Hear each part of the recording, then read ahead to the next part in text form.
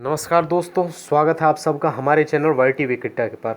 दोस्तों, मैं विक्रम सिंह आज आपके लिए लेकर आया हूँ एक सब्जेक्ट जिसमें मैं आपको बिल्कुल बेसिक से करवाऊँगा और इस सब्जेक्ट का नाम है बायोलॉजी। तो ये बायोलॉजी जो होगी वो कंपटीशन लेवल एग्ज़ाम के लिए होगी और उन एग्ज़ाम्स को ध्यान में रखते हुए होगी, जैसे कि एसएससी हुआ और रेलवे हुआ। तो आपको पता है और भी अदर एग्ज़ाम है, इन एग्ज़ाम्स में बायोलॉजी का जो वेटेज होता है वो कितना इम्पोर्टेंट होता है, कितना इम्पोर्टेंट नहीं होता है। तो इन सब चीज़ों का तो चलता ही रहेगा। तो मैं शुरू करता हूँ बायोलॉजी, और आपको मैं कोशिश करूँगा बेस्ट से बेस्ट कंटेंट प्रोवाइड करवाने की, और मैं गारंटी लेता हूँ आपको मैं इतने अच्छे ढंग से यहाँ पे बायोलॉजी करवाऊँगा कि आपको एग्ज़ाम के अंदर किसी दूसरी किताब को पढ़ने की ज़रूरत नहीं पड़ेगी। तो हम शुरू करते हैं बायोलॉजी। तो बायोलॉजी शब्द से आप बायोलॉजी तो बायोलॉजी शब्द से शुरुआत करते हैं। तो बायोलॉजी शब्द है जो हमारा, उसको हिंदी में क्या बोलते हैं, उसको हिंदी में बोलते हैं जीव विज्ञान। हिंदी में क्या बोलते हैं, जीव विज्ञान। और विज्ञान कौन सा होता है, जिसके अंदर अध्ययन किया जाता है, जिसके अंदर क्या किया जाता है, अध्ययन किया जाता है। किसका अध्ययन किया जाता है, जीवों का अध्ययन किया जाता है। तो यहाँ से हमें पता चल रहा है कि जीव विज्ञान में किसका अध्ययन किया जाता है, जीवों का अध्ययन किया जाता है। अब जीव भी तो दो प्रकार के होते हैं, जीव दो प्रकार के होते हैं। कौन कौन से जीव होते हैं, एक तो एनिमल्स होते हैं, और दूसरे कौन से होते हैं, दूसरे होते हैं हमारे प्लांट। दूसरे कौन से होते हैं, हमारे प्लांट होते हैं। तो इन दोनों के बारे में जो अध्ययन किया जाता है वो बायोलॉजी के अंदर किया जाता है। अच्छा, अब ये बायोलॉजी जो शब्द है वो किसने प्रतिपादित किया था, यानी कि कहने का मतलब है जो ये बायोलॉजी शब्द है सबसे पहले किसने बताया था कि इस शब्द का नाम मतलब कि बायोलॉजी है। तो ये शब्द दिया था लेमार्क ने। किसने दिया था, लेमार्क। और दूसरे साइंटिस्ट थे ट्रेविरेनस। कौन से थे, ट्रेविरेनस। दो साइंटिस्ट थे, इन्होंने क्या किया था, बायोलॉजी जो शब्द है वो सबसे पहले प्रतिपादित किया था। अच्छा, अब जो बायोलॉजी है इसको दो भागों में तो हमने डिवाइड कर लिया है, एक तो एनिमल हो गया और दूसरा क्या हो गया, प्लांट हो गया। अच्छा, जो एनिमल है, एनिमल की जिस मतलब कि बुक में एनिमल का अध्ययन किया जाता है उसको क्या बोलते हैं, जूलॉजी बोलते हैं। क्या बोलते हैं, जूलॉजी बोलते हैं। यानी zoology study of animal, study of किसकी की जाती है, एनिमल्स की जाती है। अच्छा, स्टडी ऑफ एनिमल, इसका जो फादर है वो किसे कहा जाता है, फादर किसे कहा जाता है, इसका फादर ऑफ जूलॉजी कहा जाता है अरस्तु को। किसको कहा जाता है, अरस्तु को, एरिस्टोटल। और अंग्रेजी में बोलते हैं इसको एरिस्टोटल। टोटल देख लेना। अच्छा, उसके बाद में क्या है, ये हमारा हो गया। फिर उसके बाद में क्या आता है, जो एरिस्टोटल है, जो हमारा अरस्तु को जीव विज्ञान का भी फादर कहा जाता है। इसको क्या कहा जाता है, फादर ऑफ बायोलॉजी भी कहा जाता है। इसको क्या कहा जाता है, फादर ऑफ बायोलॉजी भी कहा जाता है एरिस्टोटल को। दो चीज़ों, यानी कि एक तो दो फादर किस किस का माना जाता है, जूलॉजी का माना जाता है, दूसरा बायोलॉजी का फादर माना जाता है। अच्छा, अब बात आती है प्लांट। जो प्लांट है हमारे, इनका अध्ययन किस में किया जाता है, प्लांटों का अध्ययन किया जाता है वनस्पति विज्ञान में। किस में किया जाता है, वनस्पति विज्ञान में। प्लांटों का अध्ययन किस में किया जाता है, वनस्पति विज्ञान में किया जाता है। अच्छा, अब वनस्पति विज्ञान का जो मतलब फादर है उसका क्या नाम है, फादर ऑफ बॉटनी। इंग्लिश में इसको बॉटनी बोलते हैं, फादर ऑफ बॉटनी के जो फादर है वो हमारे थियोफ्रेस्टस। कौन से, थियोफ्रेस्टस।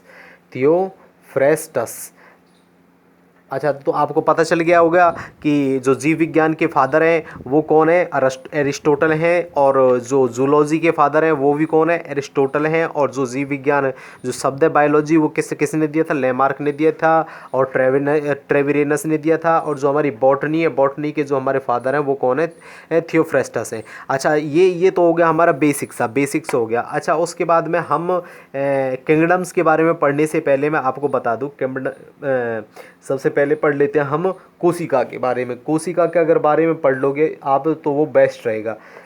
तो अब पढ़ते हैं कोशिका को इंग्लिश में बोलते हैं सेल, कोशिका। अच्छा, ये कोशिका होती क्या है, कोशिका क्या होती है, जैसे आप लोगों ने देखा होगा कि केमिस्ट्री के अंदर, यानी कि छोटे से छोटा पदार्थ, यानी कि छोटे से छोटा नहीं, इस ब्रह्मांड के अंदर जितने भी पदार्थ हैं उन सब की उत्पत्ति एक छोटे से कण से हुई है, और उस कण का नाम है परमाणु। उस कण का नाम क्या है, परमाणु है। तो उसी प्रकार इस संसार के अंदर जितने भी जीव हैं, प्लांट है, उन सब की उत्पत्ति एक छोटी सी कोशिका से हुई है, जिसका नाम क्या है, एक छोटे से कण से हुई है। वही कण, वही छोटा सा उसको इसमें कोशिका बोल देते हैं, उसको क्या बोल देते हैं, कोशिका बोल देते हैं। और ये क्या है, एक सजीव संरचना होती है खाली एक एक चीज़ को छोड़कर, विषाणु को छोड़कर। विषाणु होता है हमारा जो वायरस होता है, उसमें ये एक निर्जीव संरचना के रूप में पाई जाती है। तो सजीव संरचना होती है, तो हम कह सकते हैं जो जीव, जैसे एक चीज़ बता दूं मैं आपको, जैसे हमारा घर है, घर हमारा छोटी छोटी ईंटों से मिलकर के बना होता है, छोटी छोटी ईंटों से मिलकर के बना होता है। उसी प्रकार एक जीव का जो निर्माण होता है वो छोटी छोटी चीज़ों से मिलकर के बना होता है, और उन चीज़ों को बोलते हैं कोशिका। उनको क्या बोलते हैं? कोशिका बोलते हैं। तो कोशिका हमारे जो जीव हैं उनकी सबसे छोटी इकाई है, सबसे सबसे छोटी सबसे छोटी इकाई, क्रियात्मक इकाई बोलते हैं इसको, क्रियात्मक, और दूसरी संरचनात्मक। कौन सी? संरचनात्मक, जिनसे एक जीव का निर्माण होता है, तो इसको क्या बोलते हैं? कोशिका बोलते हैं, कोशिका। अब पढ़ेंगे कोशिका कितने टाइप की होती हैं और इसकी खोज किसने की थी। तो कोशिका की सबसे पहले मैं आपको बता दूं, जो कोशिका है उसकी खोज हम सबसे पहले की थी किसने? रॉबर्ट हुक ने। किसने की थी? रॉबर्ट हुक ने। रॉबर्ट हुक नाम के एक साइंटिस्ट थे, उन्होंने क्या किया था? इस कोशिका की खोज की थी। किसकी खोज की थी? कोशिका की खोज की थी, यानी कि सेल की खोज की थी, कोशिका की खोज की थी। अच्छा, कोशिका की खोज इन्होंने की थी, लेकिन ये क्या थी? एक निर्जीव संरचना थी, निर्जीव कोशिका थी। क्या थी? एक निर्जीव कोशिका थी, निर्जीव संरचना थी। इसलिए अब बात आती है सजीव कोशिका। सजीव कोशिका की खोज किसने की थी? तो एंटोनी वॉन ल्यूवेनहॉक बोलते हैं उन्हें, Antony von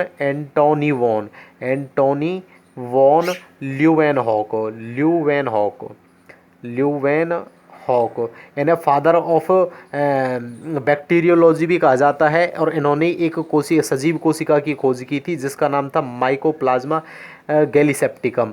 mycoplasma mycoplasma plasma gallisepticum, gallisepticum.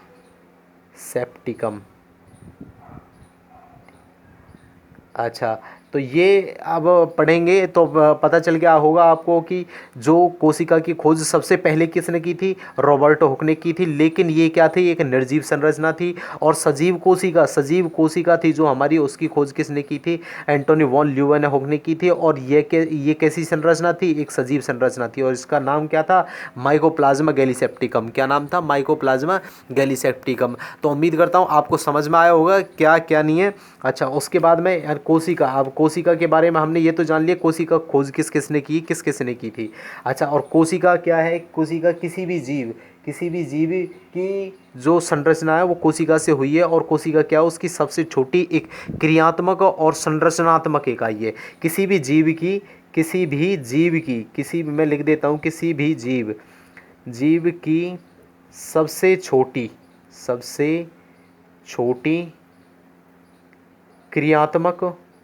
क्रियात्मक, यानी कि जो कार्य करती है, क्रियात्मक व संरचनात्मक, जिनसे जीव का निर्माण होता है, संरचनात्मक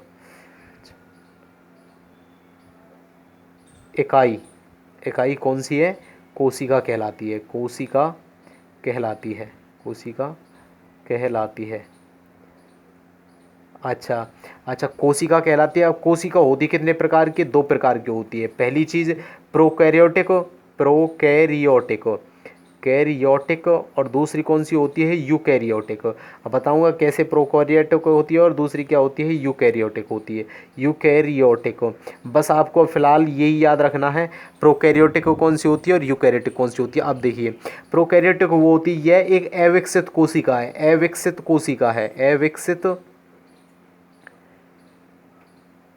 ये क्या है? एक अविकसित कोशिका है। और ये क्या है? एक विकसित कोशिका। अब अविकसित और विकसित कैसे कैसे नहीं है, ये क्या है कि जो मतलब कोशिका के अंदर जो कोशिका कई अंगों से मिलकर के बनी होती है, कई छोटे छोटे अंग पाए जाते हैं कोशिका के अंदर। कोशिका जिन्हें कोशिकीय अंग बोलते हैं, जिनको क्या बोलते हैं? कोशिकीय अंग बोलते हैं। अगर अगर कंप्लीट पूरे पूरे एक यूकैरियोटिक होती है जिसमें वो पूरे कंप्लीट पाए जाते हैं, पूरे कंप्लीट, यानी कि सारे जितने भी अंग कोशिका के होते हैं वो सारे यूकैरियोटिक के अंदर पाए जाते हैं। लेकिन प्रोकैरियोटिक में वो सारे अंग नहीं पाए जाते, इसलिए ये अविकसित है और ये विकसित है। तो सबसे पहले कौन सी कोशिका आई थी? तो प्रोकैरियोटिक आई थी। सबसे पहले कौन सी आई थी? प्रोकैरियोटिक आई थी। तो प्रोकैरियोटिक से कौन कौन से जीव मिलकर के बने हैं? उन जीवों का नाम है जैसे जीवाणु, जैसे क्या? जीवाणु, नील हरित शैवाल, नील हरित ब्लू ग्रीन एल्गी, नील हरित शैवाल, और आर्की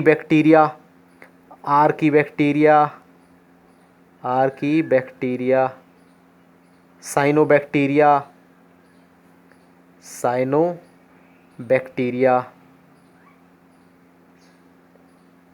अच्छा, तो आपको पता चल गया होगा प्रोकैरियोटिक कौन सी होती है, यूकैरियोटिक कौन सी होती है। अब देखिए इसको डिफाइन कर लेते हैं सिंपली। पहली प्रोकैरियोटिक, प्रोकैरियोटिक कौन सी होती है, प्रोकैरियोटिक यह एक अविकसित कोशिका है। यह कैसी है, एक अविकसित कोशिका है। यह एक अविकसित अविकसित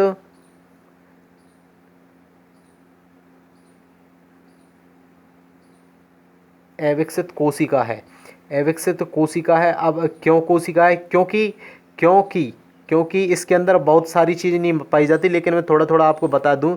क्योंकि इसमें इसमें इसमें हिस्टामिन हिस्टामिन मिन नामक प्रोटीन नहीं पाया जाता, नामक प्रोटीन नहीं पाया जाता। एक प्रोटीन होता है हिस्टामिन नामक प्रोटीन, जो क्या करता है, जो डीएनए के साथ में मिलकर के, डीएनए के साथ में मिलकर के किसका निर्माण करता है, गुणसूत्र का निर्माण करता है। गुणसूत्र यानी कि गुणसूत्र, तो गुणसूत्र छोड़िए, क्रोमैटिन का निर्माण करता है। किसका निर्माण करता है, क्रोमैटिन।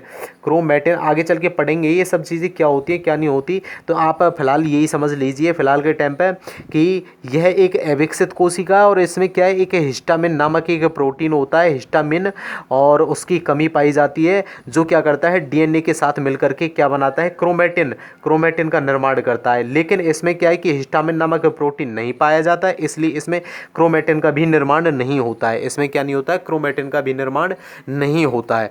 दूसरी कोशिका क्या होती है, उसमें हिस्टामिन नामक प्रोटीन पाया जाता है। इसमें हिस्टामिन नामक प्रोटीन पाया जाता है, हिस्टामिन नामक प्रोटीन पाया जाता है। ये क्या प्रोटीन, और ये डीएनए के साथ में मिलकर के क्या करता है, डीएनए के साथ में मिलकर के क्रोमैटिन का निर्माण करता है। किसका निर्माण करता है, क्रोमैटिन का निर्माण करता है। तो आपको पता चल गया होगा बेसिक से कि इसमें जो यूकैरियोटिक होती है, यूकैरियोटिक में क्या है कि हिस्टामिन नामक प्रोटीन पाया जाता है, वो डीएनए के साथ में मिलकर के क्रोमैटिन का निर्माण कर देता है। लेकिन प्रोकैरियोटिक में हिस्टामिन नामक प्रोटीन नहीं पाया जाता, और इसीलिए इसमें जो डीएनए वो अकेला रहता है, यानी कि एकल सूत्र के रूप में ही पड़ा रहता है, और क्रोमैटिन का इसमें निर्माण नहीं हो पाता है। इसमें क्रोमैटिन का क्या नहीं हो पाता है, निर्माण नहीं होता है। दूसरी चीज़ और मैं आपको बता दूं, एक केंद्रक होता है जिसे न्यूक्लियस बोलते हैं, केंद्रक केंद्रक केंद्रक इसमें नहीं पाया जाता है, इसमें नहीं पाया जाता है, और इसमें केंद्रक केंद्रक पाया जाता है। इसमें क्या है कि केंद्रक पाया जाता है, केंद्रिका पाई जाती है, इसमें केंद्रिका पाई जाती है। माइटोकॉन्ड्रिया नहीं पाई जाती, इसमें माइटोकॉन्ड्रिया नहीं पाई जाती, इसमें माइटोकॉन्ड्रिया पाई जाती है। लाइसोसोम नहीं पाए जाते, इसमें लाइसोसोम पाया जाता है। तो ये XYZ और कई सारे अंग हैं जिन्हें हम आगे चल के डिस्कशन करेंगे। तो आज की क्लास में बस इतना ही। तो आप बताइए हमारी क्लास आपको कैसी लगी, अगर अच्छी लगी है तो आप प्लीज़ हमें सपोर्ट करिए, और हम इसी तरीके से आगे बढ़ते रहेंगे, और मैं कोशिश करूंगा आपको बेस्ट से बेस्ट कंटेंट प्रोवाइड करवाने की, और मैं आपको इतने बेसिक से लेकर के चलूँगा कि आपका एक क्वेश्चन मिस नहीं होगा। मैं गारंटी लेता हूँ इसका कि आपका एक क्वेश्चन मिस नहीं होगा किसी भी एग्ज़ाम में। यही नहीं है कि बायोलॉजी की रेलवे के लिए इंपॉर्टेंट है, ये SSC और अदर कम्पिटिटिव एग्ज़ाम है जो उनके लिए भी बहुत ही ज़्यादा इंपॉर्टेंट है। तो आप इस चीज़ से निश्चिंत रहें, मैं आपको इतना करा दूंगा कि आपका एक भी क्वेश्चन मिस नहीं होगा। तो तब तक के लिए मिलते हैं अगले वीडियो में, तब तक के लिए धन्यवाद।